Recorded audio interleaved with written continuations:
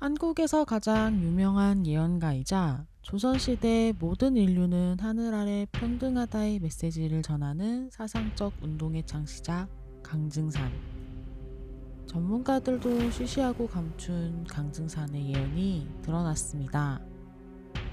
2025년 예언의 날이 나타나는 때가 가까워오자 동쪽 땅끝 동양의 태양이라는 국가에 대한 관심도 함께 증가하는 이때 대한민국의 숨겨진 예언이 밝혀져 많은 전문가들이 혼란스러워했습니다.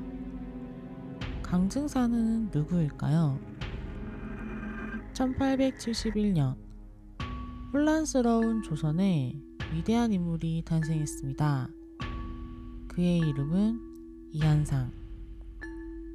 경상북도 영천의 어느 작은 시골 마을에서 태어난 그는 어린 시절부터 신비로운 힘을 가진 아이로 마을에서 유명했습니다.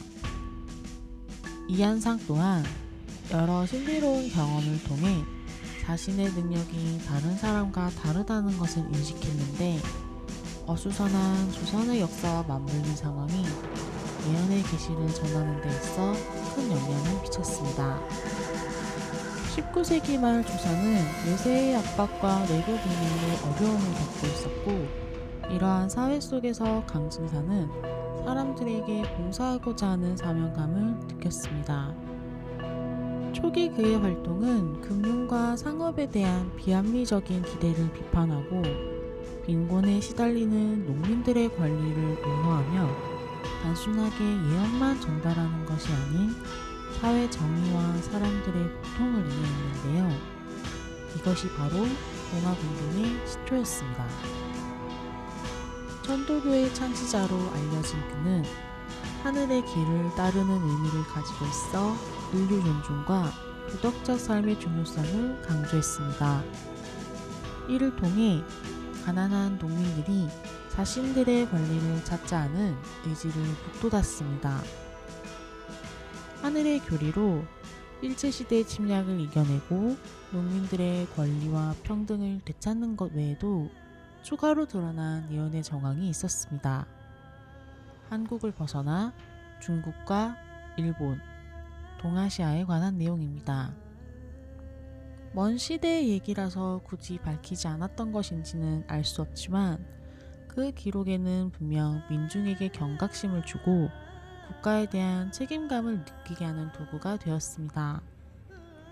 당시 시대에 비춰보았을 때 조선의 안위와 관련된 예언이 부각되어 중국이나 일본에 대한 예언은 그냥 지나쳤을지도 모른다는 해석과 공개된 예언의 내용은 이러했습니다. 1976년 전쟁광 미치광이 전체가 살인마의 죽음 예고. 이는 마오쩌둥의 죽음을 암시했는데요. 당시에는 먼 일이기에 그 예언은 사람들에게 받아들여지지 않았으며 외면받은 기록이었다가 최근 한 역사학자에 의해 다시 재해석된 것입니다. 그 외에도 2050년대 중국의 분열, 큰 재난으로 몰락하는 일본, 강대국으로 떠오르는 조선에 대한 기록이 있었으나 모두 당시에는 허무맹랑한 소리라며 외면받던 기록들이었습니다. 기록된 내용은 다음과 같습니다. 1997년 사자의 땅이 제 주인에게 돌아오고 그때가 되면 중국은 더욱 강해질 것이나 그 힘이 영원하진 않을 것이다. 사람들은 이해할 수 없다는 반응과 더불어 중국이 힘이 더 세지면 일본을 몰아내주길 바란다며 역정을 냈지만 그 예언을 전하는 목소리에는 미리 정해진 운명을 보고 얘기해주듯 확신이 가득 담겨있는 목소리라고 기록되어 있습니다. 이 내용은 홍콩이 중국으로 변환된다는 것을 의미했지만 당시 사람들은 무슨 뜻인지 몰랐기에 하나의 구연 동화를 보는 듯 저작거리 떠도는 소문 정도로만 여겨 마을 사람들은 강증산에게 새로운 미래에 대한 질문을 했습니다. 어찌 보면 현실의 힘듦을 희망찬 예언으로 잠시 보달픔을 잊기 위함은 아니었을까요? 강증산의 예언은 점점 마을을 넘어 인근 지역까지 퍼져나갔습니다. 날이 매섭게 추운 어느 겨울날 강등산의 예언을 들으러 모인 사람들에게 그는 그림이 그려진 문서 하나를 펼쳐 가르쳤습니다. 사람들은 그가 무엇을 하려는지 궁금해 문서 주변을 둘러싸고 모여들었고, 강등산은 이렇게 말했습니다. 이것은 2050년 세계 지도입니다. 지도라는 개념도 세계라는 개념도 없는 마을 사람들이지만 강등산의 한기가 서리는 목소리에 아무도 따질 수 없었다고 합니다. 가만히 숨죽이며 강등산이 하는 얘기를 듣고 있는데 계속되는 그의 예언. 이 지도는 중국이 6개의 서로 다른 국경을 가진 나라로 분리되어 있고, 각 나라들은 중국연합, 남중공국, 동방연합, 티베트공화국, 신장독립국, 내몽골 연방이라는 명칭을 가지고 있었습니다. 사람들은 의문을 가지며 강등산에게 왜 중국이 나뉘어져 있는지 물었고, 강등산은 고개를 끄덕이며 차분한 목소리로 이야기를 이어나갔습니다. 지금은 중국이 큰 대국이지만 우리의 머나먼 후손들은 중국이 분열된 것을 볼 것입니다.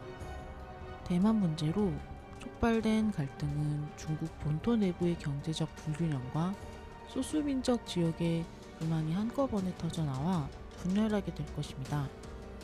사람들은 마치 직접 그 장면을 본 것처럼 생생하게 묘사하는 얘기에 집중했고, 강등산은 계속 말을 이어나갔습니다.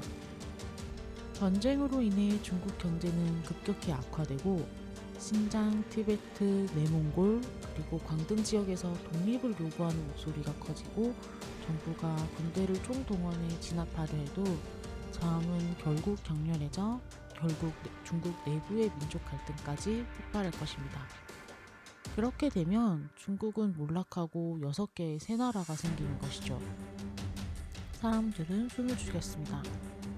중국의 분열이라는 것은 곧 거대한 전쟁을 뜻하며 외세의 침략에 이골이 난 어떤 이는 화를 내며 밖으로 나가기도 했습니다. 어수선한 분위기 속에 강등산은 계속 예언을 이어나갔습니다. 그래도 우리가 일본의 통치에 굴복하지 말아야 하는 이유가 있습니다. 바로 여기, 일본의 섬입니다. 이 섬을 보시면 울릉도보다 작은 섬들만 남아있는 것이 보이실 겁니다. 일본은 당장은 아니지만 2038년에 엄청 분노한 하늘의 벌을 받을 것입니다. 강력하게 땅이 흔들리고 바닷물이 넘쳐와 수십만 명의 목숨을 잃게 된 후 2048년에는 후지산의 폭발, 도쿄 대지진까지 계속된 천벌로 일본의 대부분이 바닷속으로 가라앉게 될 겁니다. 그러니 우리는 꼭 이 일본의 행태에 굴복하지 말고 싸워야 합니다. 지금처럼 내 조국, 내 땅, 내 가족을 위해 열심히 맞서 싸워야 합니다. 사람들은 일본이 없어진다는 얘기가 믿기진 않지만 침묵 속에 투지를 불태웠다고 기록이 되어 있습니다. 자연의 힘은 인류가 통제할 수 있는 것이 아니니 하늘이 벌 주는 것을 어찌 막겠습니까? 일본과 중국의 몰락으로 동방국가의 질서는 완전히 바뀔 것입니다. 강등산의 차가운 확신에 두려움을 느낀 사람들은 조선은 어떻게 되는지 물었고, 강등산은 차분하게 얘기를 이어갔습니다. 조선은 강대국으로 성장할 것입니다. 그 어떤 나라도 감히 후손들을 함부로 해할 수는 없어요. 중국과 일본이 무너지면서 힘을 잃게 되어 우리 후손들은 그 수혜를 받아 동양의 공백을 메꿔나갈 것입니다. 새로운 조선은 세계적인 기술 강국으로 빠르게 성장해온 나라가 조선을 떠받들게 될 겁니다. 우리 후손은 더 이상 외세의 침략에 당하고 살지만은 않을 거예요. 잃어버린 조선 땅도 다시 되찾아 남쪽의 작은 땅이 큰 날개를 펼치고 서쪽과 북쪽의 용을 넘어설 것입니다. 일본과 중국이 남긴 폐허에 새로운 시대를 만들어갈 것입니다. 강등산의 얘기는 확신에 차 있었지만 한편으로는 슬픔에 젖어 있었습니다. 새로운 시대의 밝은 이면에는 그림자도 분명 존재할 것이고, 남쪽의 별이 빛을 유지하기 위해서는 다가오는 그림자와 반드시 싸워야 하기 때문입니다. 역사학자는 이 기록을 보고 남북 통일에 대한 예언이 아닌지 조심스레 추측했습니다. 남쪽의 빛나는 별은 현재 대한민국, 다가오는 그림자는 북한을 상징하고 잃어버린 조선 땅을 다시 되찾는다는 표현 역시 분단 국가로 잃어버린 대한민국 토지를 통일로 되찾는다고 해석했습니다. 대한민국의 현재 모습은 기술력으로 벌써 전 세계가 한국에 집중하고 있는 시대 속에 살고 있습니다. 약속이 예언인 때가 도래할 날이 얼마 남지 않았는데요. 동틀녘이 가장 어두운 건 밝은 태양을 맞이하기 위함이듯 현재의 상황도 녹록하지 않지만 반드시 태양은 뜨게 되어 있으니 모두 꿈과 희망을 갖고 살아가시길 바랍니다. 여러분들이 눌러주시는 구독과 좋아요는 다음 영상을 만드는 데 큰 힘이 됩니다.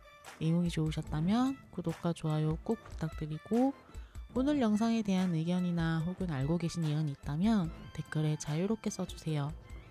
다음 영상도 좋은 예언으로 돌아오겠습니다. 감사합니다.